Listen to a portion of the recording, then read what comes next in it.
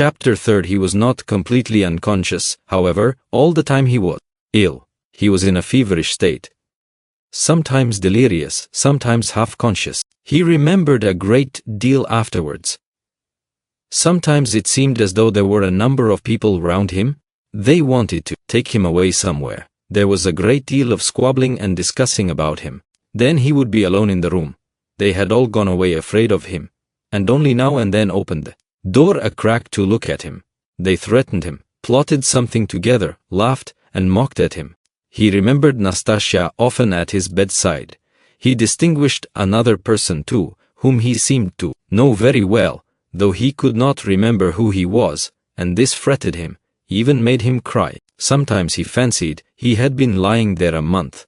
At other times it all seemed part of the same day, but of that he had no recollection, and yet every minute he felt that he had forgotten something he ought to remember. He worried and tormented himself trying to remember, moaned, flew into a rage, or sank into awful, intolerable terror. Then he struggled to get up, would have run away, but someone always prevented him by force, and he sank back into impotence and forgetfulness. At last he returned to complete consciousness.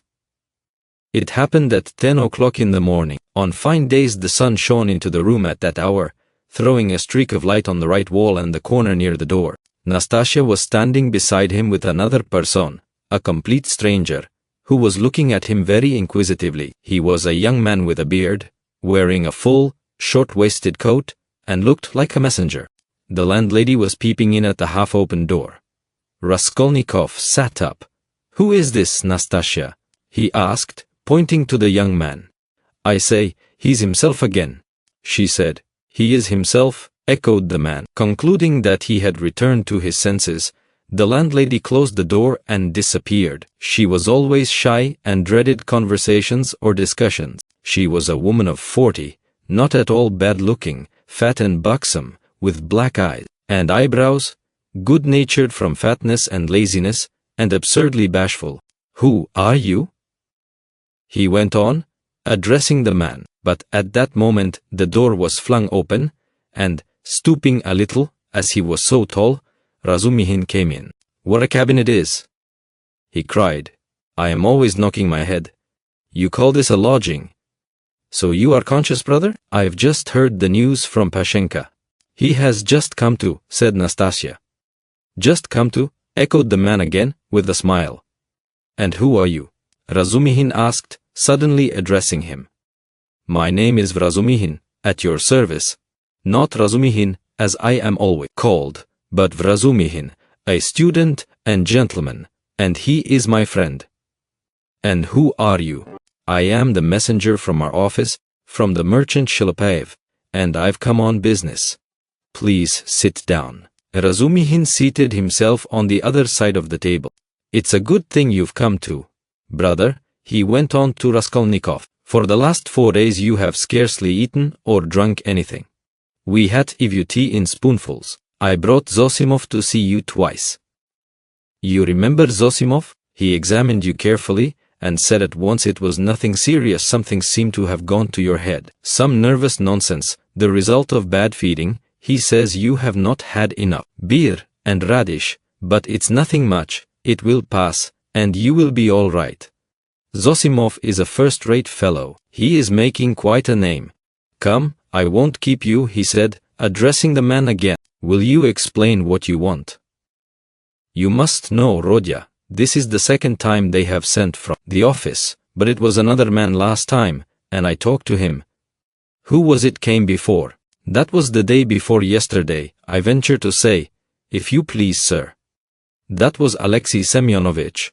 He is in our office too. He was more intelligent than you, don't you think so?" "Yes, indeed, sir, he is of more weight than I am." "Quite so, go on." "At your mamma's request, through Afanasy Ivanovich Varushin, of whom I presume you have heard more than once, a remittance is sent to you from our office," the man began, addressing Raskolnikov. "If you are in an intelligible condition, I've 35 rubles to remit to you, as Semyon Semyonovitch had received from Afanasy Ivanovich, at your mamma's request, instructions to that effect, as on previous occasions. Do you know him, sir? Yes, I remember, Vahrushin, Raskolnikov said dreamily. You hear, he knows Vahrushin, cried Razumihin. He is in an intelligible condition. And I see you are an intelligent man too. Well, it's always pleasant to hear words of wisdom. That's the gentleman, Vahrushin, Afanasy Ivanovich, and at the request of your mamma, who has sent you a remittance once before in the same manner through him, he did not refuse this time also, and sent instructions to Semyon Semyonovich some days since to hand you 35 rubles in the hope of better to come. That, hoping for better to come, is the best thing you've said. Though, your mamma is not bad either. Come then, what do you say? Is he fully conscious, eh? That's all right. If only he can sign this little paper. He can scrawl his name. Have you got the book? Yes, here's the book. Give it to me. Here, Rodya. Sit up. I'll hold you. Take the pen and scribble, Raskolnikov, for him. For just now, brother, money is sweeter to us than treacle. I don't want it, said Raskolnikov, pushing away the pen. Not want it? I won't sign it. How the devil can you do without signing it? I don't want the money. Don't want the money. Come, brother, that's nonsense. I bear witness. Don't trouble, please. It's only that he is on his travels again. But that's pretty common with him at all times though. You are a man of judgment, and we will take him in hand. That is, more simply, take his hand and he will sign it. Here. But I can come another time. No, no. Why should we trouble you? You are a man of judgment. Now, Rodya, don't keep your visitor. You see he is waiting. And he made ready to hold Raskolnikov's hand in earnest. Stop, I'll do it alone, said the latter, taking the pen and signing his name. The messenger took out the money and went away. Bravo! And now, brother, are you hungry? Yes, answered Raskolnikov. Is there any soup? Some of yesterday's, answered Nastasya, who was still standing there. With potatoes and rice in it? Yes. I know it by heart. Bring soup and give us some tea. Very well. Raskolnikov looked at all this with profound astonishment and a dull, unreasoning terror. He made up his mind to keep quiet and see what would happen. I believe I am not wandering. I believe it's reality, he thought. In a couple of minutes, Nastasya returned with the soup and announced that the tea would be ready directly. With the soup she brought 2 spoons, 2 plates, salt, pepper, mustard for the beef, and so on. The table was set, as it had not been for a long time. The cloth was clean. It would not be amiss, Nastasya, if Praskovya Pavlovna were to send us up a couple of bottles of beer. We could empty them. Well, you are a cool hand, muttered Nastasya, and she departed to carry out his orders. Raskolnikov still gazed wildly with strained attention. Meanwhile Razumihin sat down on the sofa beside him, as clumsily as a bear put his left arm round Raskolnikov's head, although he was able to sit up, and with his right hand, gave him a spoonful of soup, blowing on it that it might not burn him. But the soup was only just warm. Raskolnikov swallowed 1 spoonful greedily, then a second, then a third. But after giving him a few more spoonfuls of soup, Razumihin suddenly stopped, and said that he must ask Zosimov whether he ought to have more. Nastasya came in with 2 bottles of beer.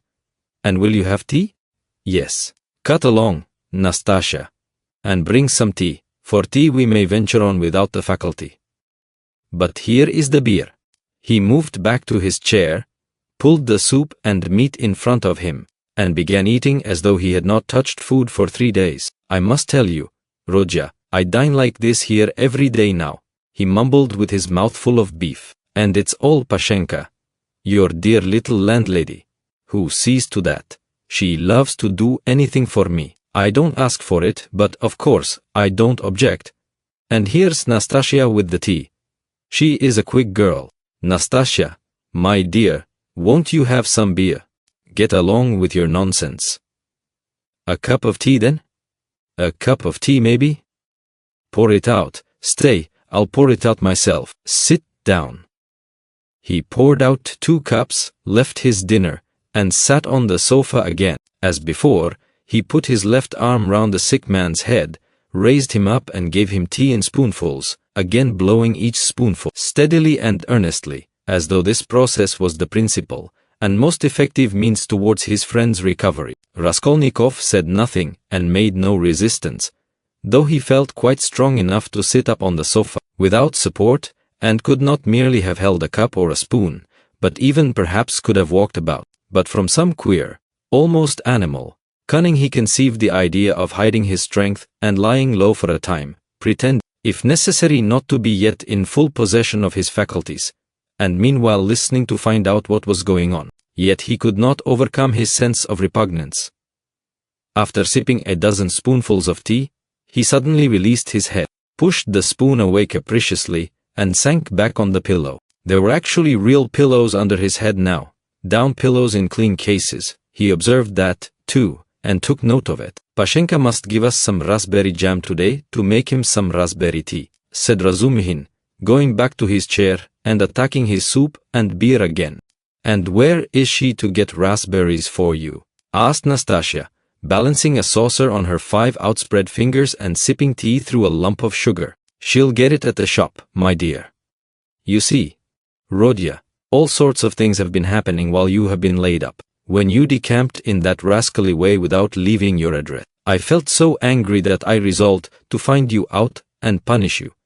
I set to work that very day. How I ran about making inquiries for you. This lodging of yours I had forgotten, though I never remembered it, indeed, because I did not know it. And as for your old lodgings, I could only remember it was at the 5 Corners, Harlamov's house. I kept trying to find that Harlamov's house, and afterwards it turned out that it was not Harlamov's, but Book's. How one muddles up sound sometimes. So I lost my temper, and I went on the chance to the address bureau next day, and only fancy, in 2 minutes they looked you up. Your name is down there."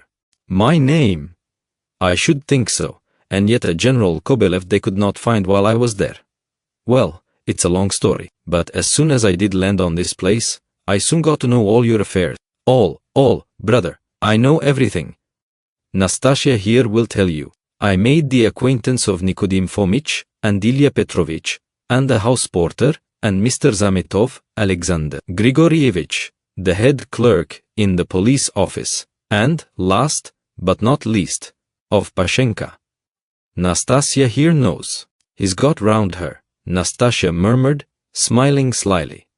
"Why don't you put the sugar in your tea, Nastasia Nikiforovna? You are A1. Nastasia cried suddenly, going off into a giggle. "I am not Nikiforovna, but Petrovna," she added suddenly, recovering from her mirth. "I'll make a note of it. Well, brother, to make a long story short, I was going in for a regular explosion, here to uproot all malignant influences in the locality, but Pashenka won the day. I had not expected, brother, to find her so prepossessing. What do you think?" Raskolnikov did not speak, but he still kept his eyes fixed upon him, full of alarm. "And all that could be wished, indeed, in every respect," Razumihin went on, not at all embarrassed by his silence. "Ah, the sly dog!" Nastasia shrieked again. This conversation afforded her unspeakable delight. "It's a pity, brother, that you did not set to work in the right way at first. You ought to have approached her differently. She is, so to speak, a most unaccountable character. But we will talk about her character later. How could you let things come to such a pass that she gave up sending you your dinner? And that IOU. You must have been mad to sign an IOU. And that promise of marriage, when her daughter, Natalia Yegorovna, was alive. I know all about it. But I see that's a delicate matter, and I am an ass. Forgive me. But, talking of foolishness, do you know Praskovya Pavlovna is not nearly so foolish as you would think at first sight." "No," mumbled Raskolnikov, looking away, but feeling that it was better to keep up the conversation. "She isn't, is she?" cried Razumihin, delighted to get an answer out of him. "But she is not very clever either. She is essentially an unaccountable character. I am sometimes quite at a loss, I assure you. She must be 40. She says she is 36, and of course, She has every right to say so, but I swear I judge her intellectually, simply from the metaphysical point of view. There is a sort of symbolism sprung up between us. A sort of algebra or whatnot. I don't understand it. Well, that's all nonsense. Only, seeing that you are not a student now, and have lost your lessons and your clothes, and that through the young lady's death she has no need to treat you as a relation, she suddenly took fright. And as you hid in your den and dropped all your old relations with her, she planned to get rid of you. And she's been cherishing that design a long time, but was sorry to lose the IOU, for you assured her yourself that your mother would pay. It was base of me to say that. My mother herself is almost a beggar, and I told a lie to keep my lodging and be fed, Raskolnikov said loudly and distinctly. Yes, you did very sensibly. But the worst of it is that at that point Mr. Chebarov turns up, a businessman. Pashenka would never have thought of doing anything on her own account. She is too retiring, but the businessman is by no means retiring, and first thing he puts the question, is there any hope of realizing the IOU? Answer, there is, because he has a mother, who would save her Rodia with her 125 ruble pension, if she has to starve herself, and a sister, too, who would go into bondage for his sake. That's what he was building upon. Why do you start? I know all the ins and outs of your affairs now, my dear boy. It's not for nothing that you were so open with Pashenka when you were her prospective son-in-law, and I say all this as a friend, but I tell you what it is. An honest and sensitive man is open, and a businessman listens and goes on eating you up. Well, then she gave the IOU by way of payment to this Chebarov, and without hesitation he made a formal demand for payment. When I heard of all this, I wanted to blow him up, too, to clear my conscience, but by that time harmony reigned between me and Pashenka, and I insisted on stopping the whole affair, engaging that you would pay. I went security for you, brother. Do you understand? We called Chebarov, flung him 10 rubles, and got the IOU back from him, and here I have the honor of presenting it to you. She trusts your word now. Here, take it. You see I have torn it. Razumihin put the note on the table. Raskolnikov looked at him and turned to the wall without uttering a word. Even Razumihin felt a twinge. I see, brother, he said a moment later, that I have been playing the fool again. I thought I should amuse you with my chatter, and I believe I have only made you cross. Was it you I did not recognize when I was delirious? Raskolnikov asked, after a moment's pause without turning his head. Yes, and you flew into a rage about it, especially when I brought Zametov one day. Zametov? The head clerk? What for? Raskolnikov turned round quickly and fixed his eyes on Razumihin. What's the matter with you? What are you upset about? He wanted to make your acquaintance because I talked to him a lot about you. How could I have found out so much except from him? He is a capital fellow, brother, first rate, in his own way, of course. Now we are friends, see each other almost every day. I have moved into this part. You know, I have only just moved. I've been with him to Louise Ivanovna once or twice. Do you remember Louise? Louise Ivanovna? Did I say anything in delirium? I should think so. You were beside yourself. What did I rave about? What next? What did you rave about? What people do rave about? Well, brother, now I must not lose time. To work. He got up from the table and took up his cap. What did I rave about? How he keeps on. Are you afraid of having let out some secret? Don't worry yourself. You said nothing about a countess, but you said a lot about a bulldog, and about earrings and chains, and about Krestovsky Island, and some porter, and Nikodim Fomich, and Dilya Petrovich, the assistant superintendent. And another thing that was of special interest to you was your own sock. You whined, "Give me my sock." Zametov hunted all about your room for your socks, and with his own scented, ring-bedecked fingers he gave you the rag. And only then were you comforted, and for the next 24 hours, you held the wretched thing in your hand. We could not get it from you. It is most likely somewhere under your quilt at this moment. And then you asked so piteously for fringe for your trousers. We tried to find out what sort of fringe, but we could not make it out. Now to business. Here are 35 rubles. I take 10 of them, and shall give you an account of them in an hour or two. I will let Zosimov know at the same time, though he ought to have been here long ago, for it is nearly 12. And you, Nastasya, look in pretty often, while I am away, to see whether he wants a drink or anything else. And I will tell Pashenka what is wanted myself. Goodbye. He calls her Pashenka. Ah, he's a deep one, said Nastasya as he went out. Then she opened the door and stood listening, but could not resist running downstairs after him. She was very eager to hear what he would say to the landlady. She was evidently quite fascinated by Razumihin. No sooner had she left the room than the sick man flung off the bedclothes and leapt out of bed like a madman. With burning, twitching impatience he had waited for them to be gone so that he might set to work. But to what work? Now, as though to spite him, it eluded him. Good God! Only tell me one thing. Do they know of it yet or not? What if they know it, and are only pretending, mocking me while I am laid up, and then they will come in and tell me that it's been discovered long ago, and that they have only... What am I to do now? That's what I've forgotten. As though on purpose. Forgotten it all at once. I remembered a minute ago. He stood in the middle of the room, and gazed in miserable bewilderment about him. He walked to the door, opened it, listened. But that was not what he wanted. Suddenly, as though recalling something, he rushed to the corner where there was a hole under the paper, began examining it, put his hand into the hole, fumbled, but that was not it. He went to the stove, opened it, and began rummaging in the ashes. The frayed edges of his trousers and the rags cut off his pocket were lying there, just as he had thrown them. No one had looked then.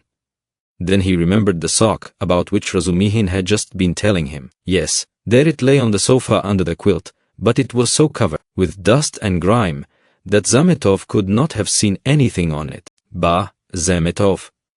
The police office. And why am I sent for to the police office? Where's the notice? Bah, I am mixing it up. That was then. I looked at my sock then too, but now I have been ill. But what did Zametov come for? Why did Razumihin bring him? He muttered, helplessly sitting on the sofa again. What does it mean? Am I still in delirium or is it real? I believe it is real. Ah, I remember. I must escape. Make haste to escape. Yes, I must escape. Yes, but where? And where are my clothes? I've no boots.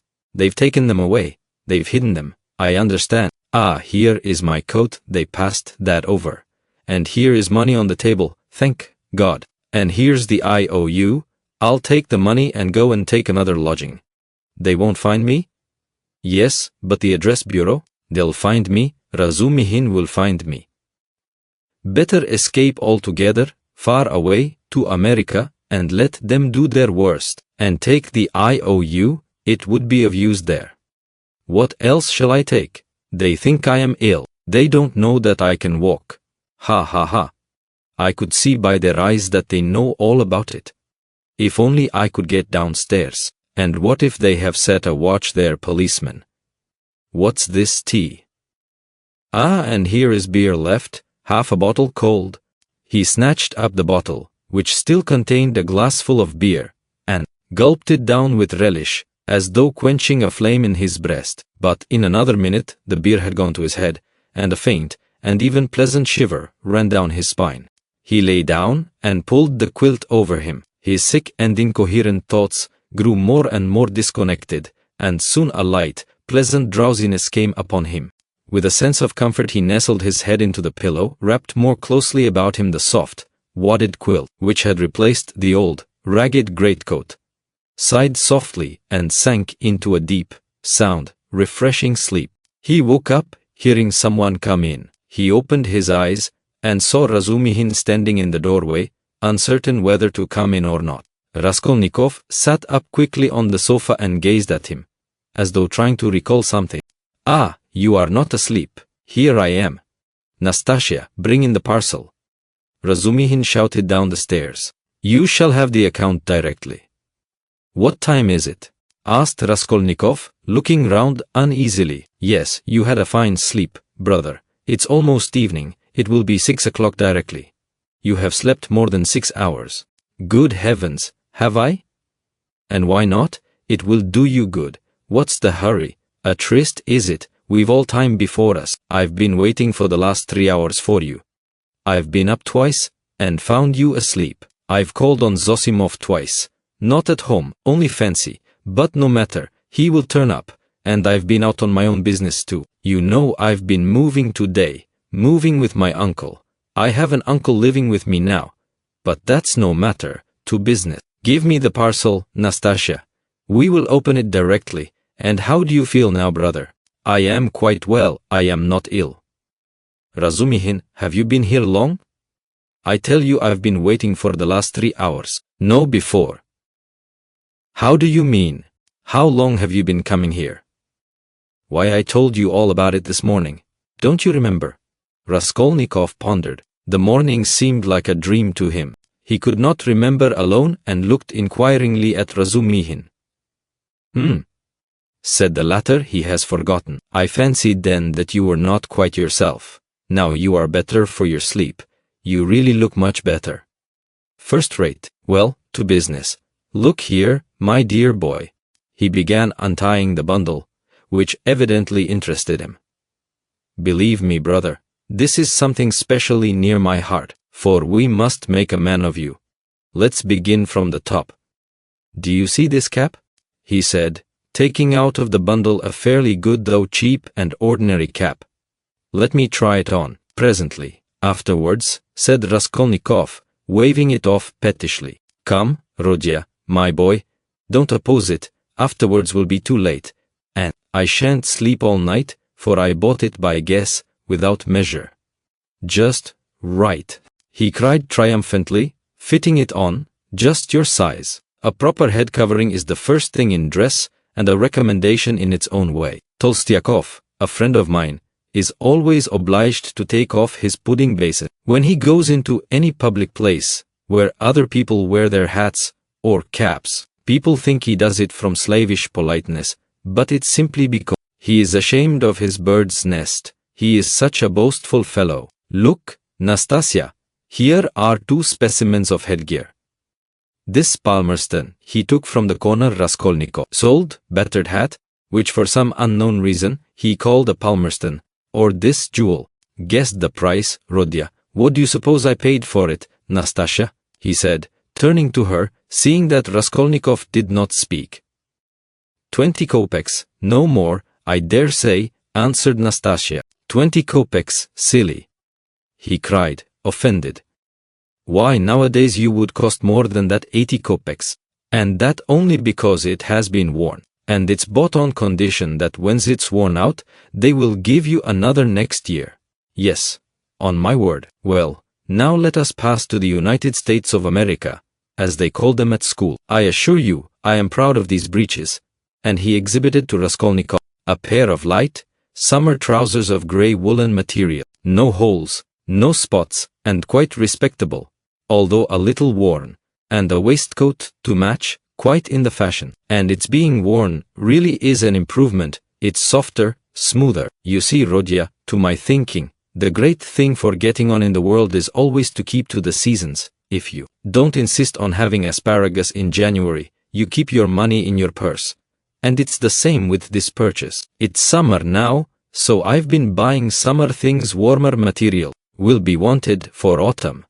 So you will have to throw these away. In any case, especially as they will be done for by then from their own lack of coherence, if not your higher standard of luxury. Come, price them, what do you say?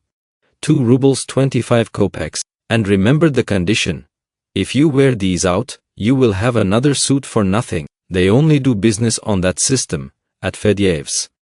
If you've bought a thing once, you are satisfied for life, for you will never go there again of your own free will. Now, for the boots. What do you say? You see that they are a bit worn, but they'll last a couple of months, for it's foreign work, and foreign leather. Secretary of the English Embassy sold them last week. He had only worn them 6 days, but he was very short of cash. Price a ruble and a half. A bargain? But perhaps they won't fit, observed Nastasia. Not fit? Just look. And he pulled out of his pocket Raskolnikov's old, broken boot, stiffly coated with dry mud. I did not go empty-handed, they took the size from this monster. We all did our best, and as to your linen, your landlady has seen to that. Here, to begin with, are 3 shirts, hempen but with a fashionable front. Well now then, 80 kopecks the cap, 2 rubles 25 kopecks the suit together, 3 rubles 5 kopecks a ruble, and a half for the boots for, you see, they are very good, and that makes 4 rubles 55 kopecks. 5 rubles for the underclothes. They were bought in the lot, which makes exactly 9 rubles 55 kopecks. 45 kopecks change in coppers. Will you take it? And so, Rodya, you are set up with a complete new rig-out, for your overcoat will serve, and even has a style of its own. That comes from getting one's clothes from Sharmer's. As for your socks, and other things, I leave them to you. We've 25 rubles left. And as for Pashenka, and paying for your lodging, don't you worry. I tell you she'll trust you for anything. And now, brother, let me change your linen, for I dare say you will throw off your illness with your shirt. Let me be, I don't want to. Raskolnikov waved him off. He had listened with disgust to Razumihin's efforts to be playful about his purchases. Come, brother, don't tell me I've been trudging around for nothing. Razumihin insisted. Nastasya, don't be bashful, but help me, that's it. And in spite of Raskolnikov's resistance, he changed his linen. The latter sank back on the pillows, and for a minute or two said nothing. It will be long before I get rid of them, he thought. What money was all that bought with? He asked at last, gazing at the wall. Money? Why, your own, what the messenger brought from Varushin, your mother sent it. Have you forgotten that too? I remember now, said Raskolnikov, after a long, sullen silence. Razumihin looked at him, frowning and uneasy. The door opened and a tall, stout man whose appearance seemed familiar to Raskolnikov came in.